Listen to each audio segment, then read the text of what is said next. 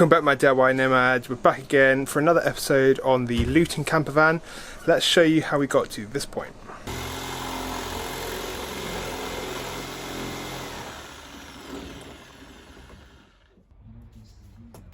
What's going on?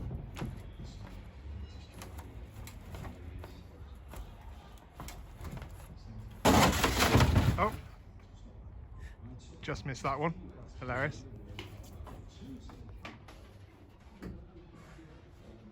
Now there's a giant hole at the front of the van. Woo!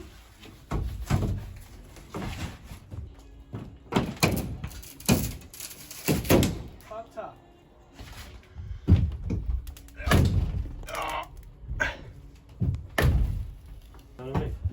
Here we go. Here we go.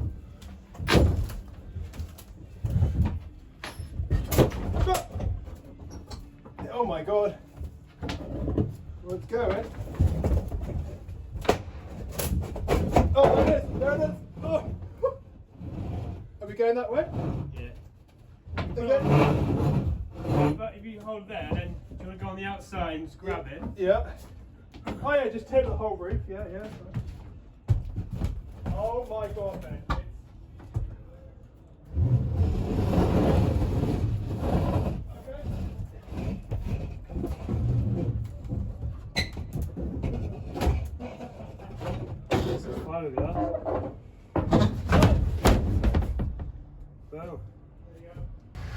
Well guys, it's all blue sky now.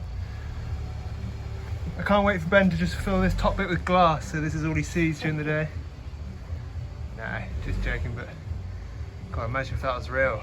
All just glass up there, that'd be insane. Right guys, so the next job for me is to get these noggins on. I'm going to use just a nail gun, no glue, because basically once we get the actual OSB roof on, it's all going to get screwed in from the top anyway, so there's no need to have glue in here anyway. So nice quick job, let's get this going.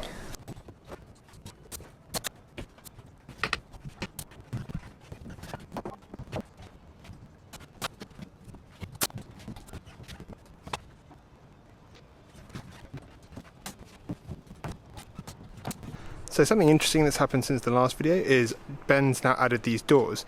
They are machined on a CNC router out of Tricoya. So as I mentioned before, Tricoya is like that MDF looking sheet material that is, it can last completely untreated outside for like 25 years. 50 years. It's basically like a pickled wood. And so I mean, it's such a good material to use for these back doors. Plus, he's already coated it, so I mean, these doors are going to basically last forever now. But pretty cool, eh? And then, oh no! So now, this is the structure from above. We're going to take all those OSB boards, and they're going to go up on top on the roof here. Then it's going to get covered by rubber. And do you remember the whole cantilever thing going on here? So now that we've cut off the front, I am standing completely on the front here, just floating, and there is no give whatsoever. So this is obviously a very strong design that Ben has put into this Luton for the bed area up here. It is absolutely not budging, which is great. For this front part that I'll show you in a second, Ben's gone for a SIP construction, so we've got an insulation board is basically squished between and glued between two bits of sheet material here, which is on the front the Tricoya sheet and on the back plywood. And I don't know if you can quite see it there, but this has also been machined up to have that cool funky diagonal pattern in it. Now that we're back to this point, we've basically got the whole roof in, we've got all the noggins in. We've double beamed this one up because this one is where the sheets meet, so we need some double thickness so we can get the sheets screwed in. Up at the front here we've got it's going to be the future hatch to get onto the roof, and over at the back there we've got a space spaced up for a 400 by 400 mil roof vent, which is great. Ever since cutting off the front and opening up this whole space, this area has become massive. Oh god, I've got hiccups. This area has become massive. Really good for a double-sized bed. It's going to be a really nice space to live in. Bit of a luxury, really. everything's really ready to start cracking and really seriously getting this thing lined and boxed up.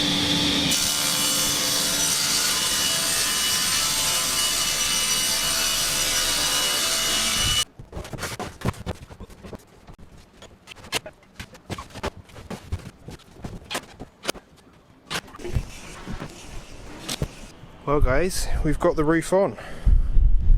This isn't obviously the end result, we still need to put rubber on this, but at least it's sort of like sealed in a bit. I was asked by someone on Instagram how Ben had this doorway through to his van. When Ben got the van, it already had this doorway, but Ben's basically improved it. So really what it was these are the actual beams that were already in the Luton box, and the previous person just cut out a rectangle in that aluminium. Now currently the only way that the gap between the hole in the back of the van and the Luton box is filled is actually just with bits of timber, but there's still obviously air gaps. We will be looking at ways to fill those down the line, but for the moment this allows Ben just to go backwards and forwards, but he's not living it at the moment, so it's not a major thing. But you would be worried if there was a gap about rain, but because obviously the Luton box hangs over the top of this area, there's no water ingress from rain because there's no rain gets back here. Ladies and gentlemen, what do you want, mate? The drill? Me and Ben are on top of the van. We've got, well basically, it was end of last week, we had to get the rubber over the top because for the last few days it has been pouring down. Ben had already cut out just the holes for the rooftop. Ben is going to be building his own oak access hatch, which is going to look sick. So I'll sort of keep you very clued in on that as everything and how that progress goes, because that'd be cool. This hatch over here, this is going to be for his Max fan. He's also going to get a Max fan. Will be sick as well. So he's going to have plenty of light and ventilation around the bed area, which will be great. So one thing we're just doing at the moment before we get the rubber stuck down is we're machining up these bits of timber, treated timber, and these are going to go around the absolute edge of the top of the Luton to provide a perimeter like this. Right guys, it's time to get my full art attack on. So if you imagine the Luton box from the above, this is the front of the van. We don't want the water, just the rain and everything like that, to land on it and just sort of pour off everywhere, each side and all that sort of stuff. So we're adding an edge all the way around here, and that will mean that all the water should go to the back and fall off the back, but we don't want it to fall off the back where the doors are here. So we're also going to add another timber and leave basically two guttering areas here. And sorry for the camera focus. And this means the water should go to these points, fall off there, and it won't sort of fall off onto where you're coming out the door. It shouldn't fall off onto the front of the van. It should all just go to 2 points. And there is scope in the future for Ben to potentially collect this rainwater and filter it and use it in the van, but we were not fully convinced on the idea and we don't know if we'll go ahead with it. But if someone else was interested, you could do this and potentially collect all your rainwater and filter it for drinking water, which would be so cool.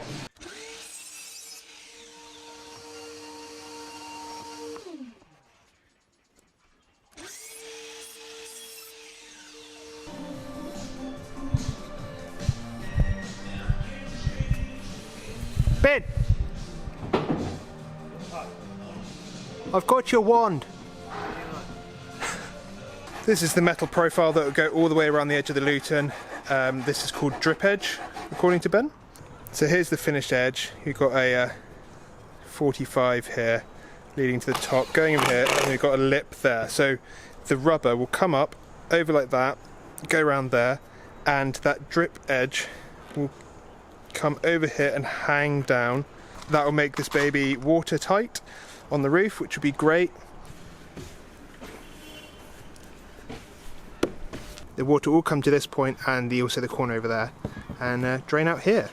Although it isn't the most comfortable place right now, I just thought I'd see what it's like to be up here in the bed area.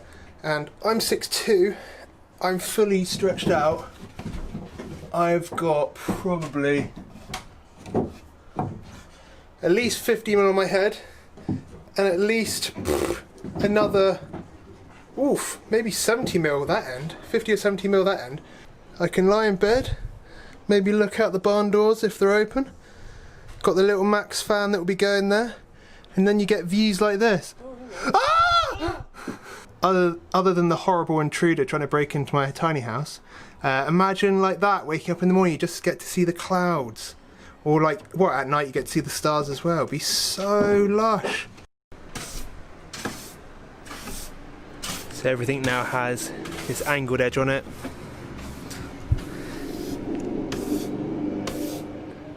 So we are ready to get the adhesive down and stick the rubber roof on.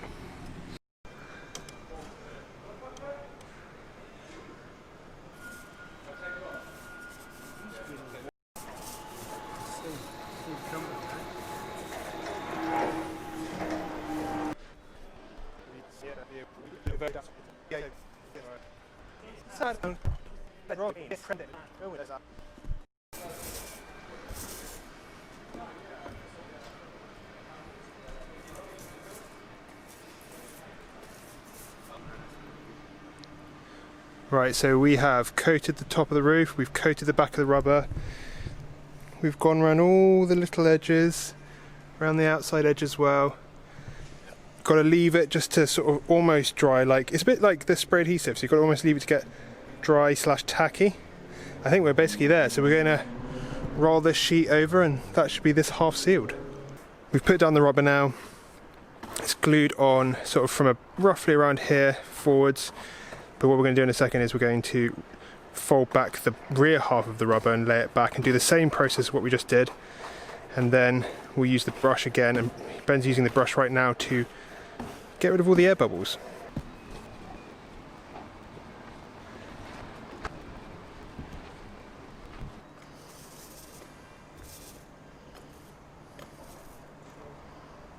To make sure we get the best finish possible, I'm going to have to cut the camera there. I'll show you how we fit it afterwards.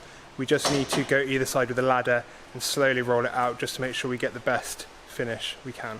So we still need to do a bit of rolling, but it's came out really well. It is like the spray adhesive when you spray both sides. Like if it sticks down, it's pretty permanent. It takes a lot of effort to sort of peel it back again to like re-stick it, and you have to then reapply glue anyway. But we did a great job. It's looking fantastic. Stuck down pretty well. We still need to get a few air bubbles out,